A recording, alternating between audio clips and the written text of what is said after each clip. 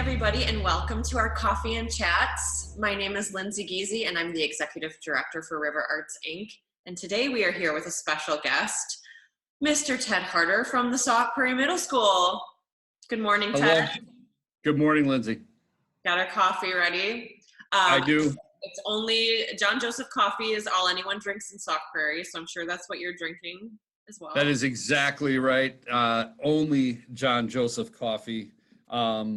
In my New Orleans cup, I brought this cup especially for Chad Harnish because he and I are New Orleans pals. So that's what we're drinking out of today. Love it. Well, we are going to just jump right in today because I have a lot of questions for you. And the first one, though, I do like to start with a little backstory because I think not everybody knows your history before you came to Sauk Prairie. So Sure. Tell us about you, Ted. But go way back to a wee babe. Nice. So I was born in late March of 1975. I grew up in a small town in northern Wisconsin. My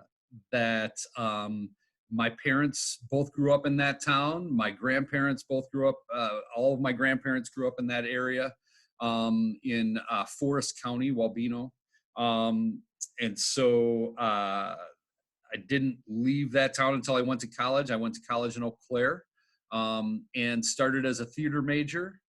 And then my paternal grandfather passed away and had a lot of reflection time and decided that the theater wasn't going to be very conducive to raising a family. And that was what was really most important to me. And so I decided to change my major and get into education. And I've really loved education. But early on in my teaching career, I realized that I kind of gravitated to the office. Like I'd go and check my mailbox in the office in between every period, even though I knew there wasn't going to be any new mail in there. But I just liked to see what was going on in the school as a whole. And so pretty early on in my career, I moved to a position as a dean of students at a middle school. And that actually at that time, my principal was Trisha Rohde, our current assistant principal. Her uncle, her dad's twin brother, was my principal at the time, Bob Flaherty. And so I was a dean of students for a few years at Sheboygan Falls Middle School. And then I moved to Horace Mann Middle School and was an assistant principal there in Sheboygan for 3 years. And the principalship opened up there, and I applied for it. And then my wife and I asked I asked my wife, Mara, if we wanted to live in Sheboygan for the rest of our lives, because if I would have taken that job, our kids would have been at the age where we probably wouldn't have wanted to move. And she said no. And I didn't really want to live in Sheboygan. It was a great town, but that was not really where we wanted to settle, I don't think. And so I pulled my application for that principalship and ended up getting this job. We knew nothing about Sauk Prairie. When I took the job, and then I read some of the papers, and at that time it was 2007. And so the big graduation speech controversy was going on in the newspapers at that time. And so that was one of the first things I learned about Sauk Prairie, but it intrigued me. So we moved here in 2007. And we absolutely love it here. I love the school that I work in. We love the community. We love the proximity to Madison and Devil's Lake and everything else. So, that's how I got here. Wonderful. I have some follow-up questions now that I know that history. The first one is, were you a good farmer growing up on the farm? Was I a good farmer growing up on the farm? What were your chores? Like, what were you in charge of? So, I mostly helped, spent a lot of time helping in the summer, right? Because that's the busiest time. And we were a dairy farm. My dad was an agriculture teacher for 18 years or so, and then took over his dad's farm. And so that's when we moved to the farm. But it was a pretty small operation, and my dad was an exceptional farmer, with all of his background growing up on a farm, but then also as an agriculture teacher. So he had things well in hand. But we I mostly was responsible for things in the summer. We made a lot of hay. We never planted corn. That was always something that we just got from the feed company. But we picking rock in the spring. This would be right around the time where we're in Forest County. The rocks are just terrible. And so we would be driving through the field picking stones for days after we would till up the fields.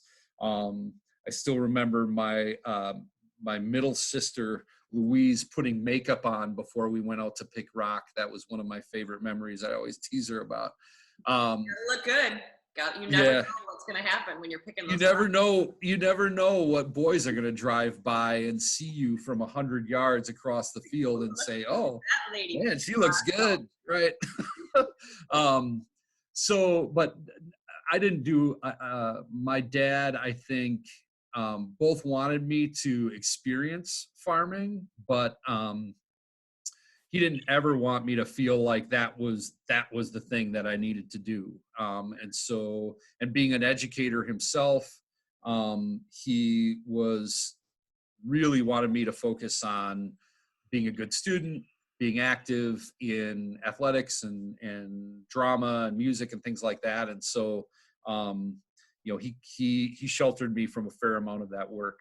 But I still got to do plenty of it. This is going to be shocking maybe to you and our viewers, but I grew up on a farm till I was 9 years old. Okay. My involvement on my farm was when the pigs were born. My dad would tell me, like, come to the barn, the pigs are coming, and I would watch the pigs give birth, and that was pretty cool. And then I usually would get to hold one of the little baby pigs and then never see them again after that. And I have this little, like, vague memory of, like, moving the cattle from one pen to another, and I had a handheld taser kind of thing. And I'm pretty sure that I tased my older brother with it, and I was never asked.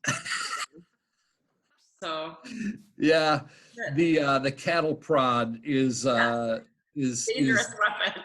Yes, a dangerous weapon. My wife's first experience, when my wife and I first met, when Mara and I first met, my dad still had the cows, and he retired from farming and sold the cows shortly after we met. But she was up at the farm, and unfortunately, one of her first experiences was started out really exciting because there was a cow calving in the barn. And so I said, "Hey, this cow's going to have a calf. You should see this." And then unfortunately, the birth did not go the way it should. And so we had to do, just really difficult things to help the cow survive the whole thing. And so that was not pretty. And my wife was traumatized with farming after that. So we're not getting any cows anytime soon. Okay, now moving on to the education side of things. Yeah. What is the most hilarious thing that's happened to you as a principal where you were literally holding back laughter in front of a student to maintain your professionalism? Or does that just happen on a daily basis? Well, that's part of why I love being a middle school principal, is because, it happens all the time. And, in the moment, kids can be really, for them in their 10 to 14 year adolescence, everything is a big deal. And you have to honor that.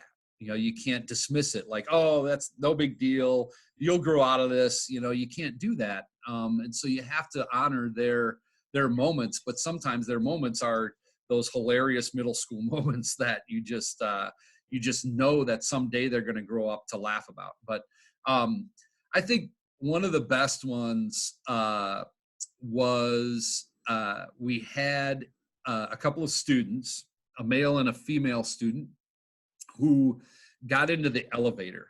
And our elevator doesn't have a lock on it. You can just push the button and jump into the elevator. And a staff member happened to see them get in the elevator and then walked up the stairs right by the elevator and didn't see them come out of the elevator on the second floor. And so they just sat there and waited for a couple of minutes. And these two students didn't come out of the elevator for like a few minutes. And so when they did, she got their names and then reported it to me and said, I'm a little worried about what these kids might have been doing in the elevator. And so I went and talked to the young man first, and he was super embarrassed. And he said, Mr. Harter, I can, come on, I got to show you. And I thought, oh, wait, I do not, no, that's not what I want to, I don't need that amount of detail. I was just concerned, right? And with middle school hormones and all. And so we get into the elevator, and we got partway up and I didn't realize that you could do this, but you could turn the power off on the elevator. So when you were in between floors, you could flip a switch and the elevator would stop. But then you could press the open door button and the doors would open and you could see the inside of the elevator shaft. Oh. And what he and this girl were doing, and when he opened the door, you could see kids had been doing that and signing their names on the inside of the elevator shaft. And it was completely innocent stuff like, Jacob was here, or so-and-so 2010 or whatever. It was just a completely innocent thing that they were doing. And the first thought that went through my head was, man, I wish I would have thought of that when I was in middle school. Because I just felt like it was super cool. I went there. Did they have the elevators? When did they get the elevators? I don't know. I'm thinking that elevator was an original part of the building. It might have been yeah. I never knew this was a thing I could do. Yes, it's not anymore. We have now fixed the elevator, so you need a key to turn it on and off. So you can't stop it mid travel anymore. But that's one of my favorite stories. It was just one of those things that I had to say to a student, man, you probably shouldn't do this, but it's super cool. Yeah. So, yeah, there's lots of things that happen on a daily basis at a middle school that just make me laugh. So that's part of why I love it. You have 5 kids. Yeah. Yes. Yep. What is or was the hardest thing about raising 5 kids?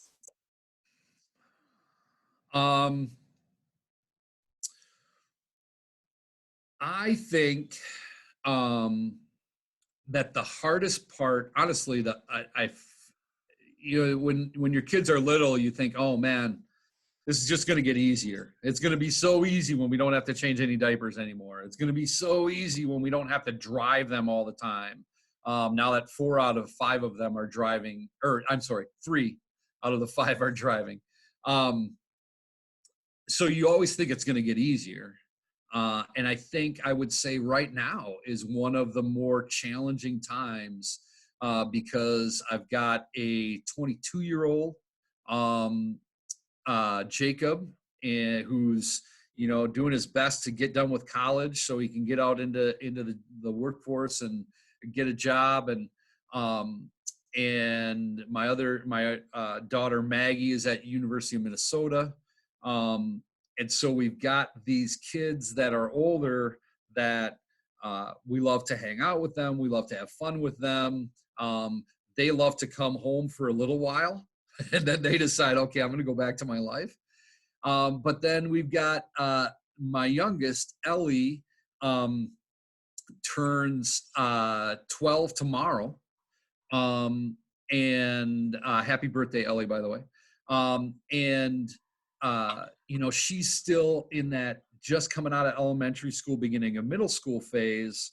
And so having those kids that just need very different things in their lives at that age range, I think that's kind of the toughest. Having the number of them, having 5 has just always been fun. Yeah. That we just have this whole big group of people all the time. And most of the time we find ourselves standing in the same room when we don't have to be. So it's been super enjoyable, but that's probably the toughest thing, is just having such a range of needs because of their range of ages. Yep. What would you say is the most embarrassing thing you do as a father?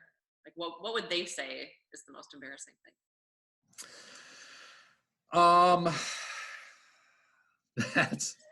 That's interesting. Probably the thing that they would mention is that whenever they leave to go somewhere, I say to them, don't do anything I wouldn't do.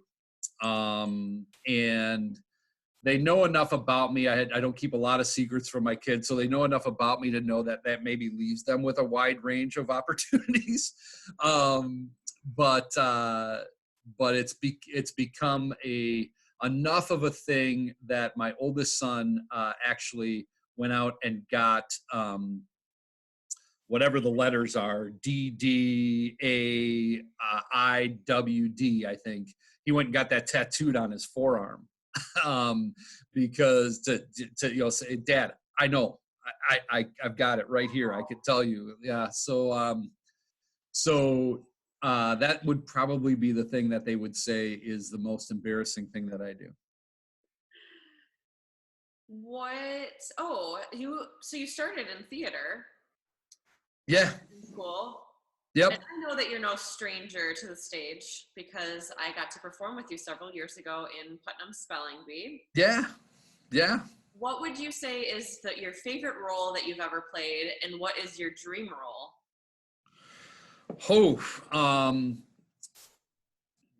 Dream role is easy. My dream role would be Jean Valjean in Les Mis. That's a for big sure. one. Yeah, that would be it, though. I'm pretty certain. I think my favorite role, when I was a sophomore in high school, I got to play Harold Hill in The Music Man. And that, I think that would be my favorite role, just because it's probably the biggest role that I've played. And it's just a fun role to play the traveling salesman guy. Yeah, that would be my favorite. Cool. Yeah, I can see you as Harold Hill. Yeah. I looked a little different then, but that was a lot of fun. I also got to play Elwood P. Dowd in I just lost the name of that play with the rabbit, the invisible rabbit. Oh, you're stumping me. The Invisible Rabbit. I gotta Google it. We can go on to the next question, but I can't leave us with that. Elwood P. Dowd. Harvey was a man's name that starts with an H. Oh, Harvey. It froze. What's the name? Oh, Harvey. Harvey. Oh. Yes. Was anybody watching this? Nobody would have gotten that. I think. Obscure play. Well, the only thing, it was made into a movie with James Stewart. Jimmy Stewart played Elwood P. Dowd. Okay. who he just has this invisible giant rabbit named Harvey that he talks to all the time. So that was kind of fun too. Cool. And keeping in the theatrical genre, how a lot of people might know this, but how did the Water Street Jacks form? How did that come about? Uh, yeah. So the Water Street Jacks kind of got started through Steve Bennett and I. Steve was a school counselor at the high school, but then came to work here at the middle school. And as we worked together, I learned that he was a musician, and he and I would talk music every once in a while. And then he convinced me to play guitar, and I was just at the time kind of teaching myself the guitar. And so he convinced me to come play some songs with him, and then we decided that we would do a song for a middle school assembly. And I at then I found out that Hans Fester, Phi Ed teacher, had been a drummer and lead singer on and off in different punk bands when he was in college and just out Oh, of college. I didn't know Yeah, the singer part. Okay. yeah. Most students are a little floored by that when you say, "Hey, Mr. Fester used to be the lead singer of a punk band," but he was also a drummer, and so he said, "Yeah, I can play the drums." And um, we ended up calling ourselves the In-School Suspenders, and playing a song. We played "Ho Hey" at at an assembly, um, and that, so it got me more. Steve kind of brought me out of my comfort zone a little bit with playing guitar and singing, and doing both of those things at the same time. um, and so that's kind of that we started. Then Hans and Steve and I started playing together, and for a while we had Dave Sweeney, our vocal music teacher at the middle school. He participated in that for a while, and then so it just kind of loosely formed that way. And then after Steve moved, so at that time we didn't know what our name was, but Steve and I and Jeff Garenzer played a gig at the one of the first gigs that I ever played out of my own home was at the Trip Museum for the Historical Society, and we didn't have a name. And so somebody who introduced Jody Cap, I think, was the person who introduced us, and she gave us the name Farmer, which was my nickname in college, Farmer in the Dells. That was the first name. I like But then, so we started playing, and then we were the Jacks for a while, and that kind of came from playing at the Woodshed, Lumberjacks, What About the Jacks, that type of thing. that was when Owen joined. And that was when Owen joined the band, because Steve had moved away, and so Owen joined, and we were the Jacks for a while, and then Also with Sauk Prairie School District. yeah, Owen's a counselor at the high school, and so and then we were getting ready to do some things like record and things like that, and we found out that there was a band in Southern California named the Jacks that was much prettier than us, and played to a much larger audience, and so we did not want to go to battle with that band over copyright and trademark and things like that. So we ended up changing our name, so that we could record and put music out there and things like that and not worry about it. So, but that's how we got going. So today, the current band consists of Me, and then Hans Fester still, and Matt Brennan, and Owen Murphy, and we have just added and he hasn't even played a show with us yet. But we are adding a bass player. Ooh, this is big Uh, news. I feel like this. yeah, it is. You're getting a scoop right here. We're just throwing it out there. Eric White he's been playing with us a little bit.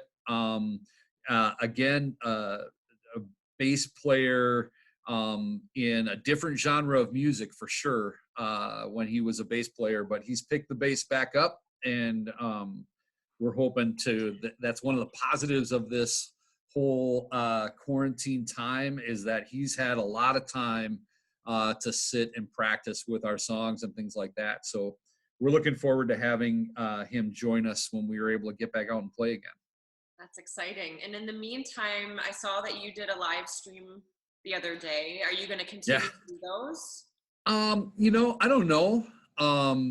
As far as band members go, I probably have the least amount of talent. So having me represent the band is just because I know the lyrics doesn't necessarily mean that I'm the best performer. But so I'm not certain if we will. I mainly did that just to experience it. And my family was really kind of missing the music, and asking me, are you going to do this? And so I wanted to do that, but I also thought it was a good way. There's a lot of musicians out there right now that are struggling because they or stage hands and tech people that make their living based on live music. They're really struggling now. And so I thought, all of us in the band right now have day jobs that we've been able to continue, and so I didn't want to put out a tip jar on Venmo or PayPal to collect tips for us, because we don't necessarily need that financial support right now, but others do. And so Owen forwarded me a link to the Mama Cares Fund. That's a Madison Area Music Association Cares Fund. It's a fund for musicians, local musicians, and their families in times of need. And so we're taking half the money that we got from that live stream and saving it to record an album. But then the other half is going to go to that Mama Cares Fund. And I still have some people sending me some money, but at the last check, we're going to be able to send probably a little over $300 to that Mama Cares Fund. That's So awesome. we feel pretty good about that. People can still donate after seeing this video too. They can go right to the Mama Cares website.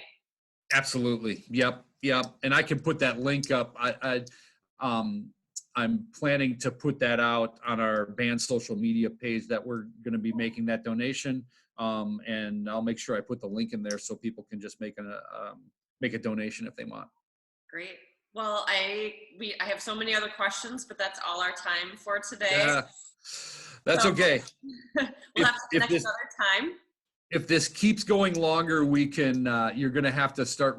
Sauk Prairie is a small town, so you're going to have to start recycling people potentially. Yeah. So we'll do it again sometime if you need to. Sounds good. Thanks so much for sharing, Ted. Yep. Thank you. Great day. Enjoy your coffee. Yeah. Take care.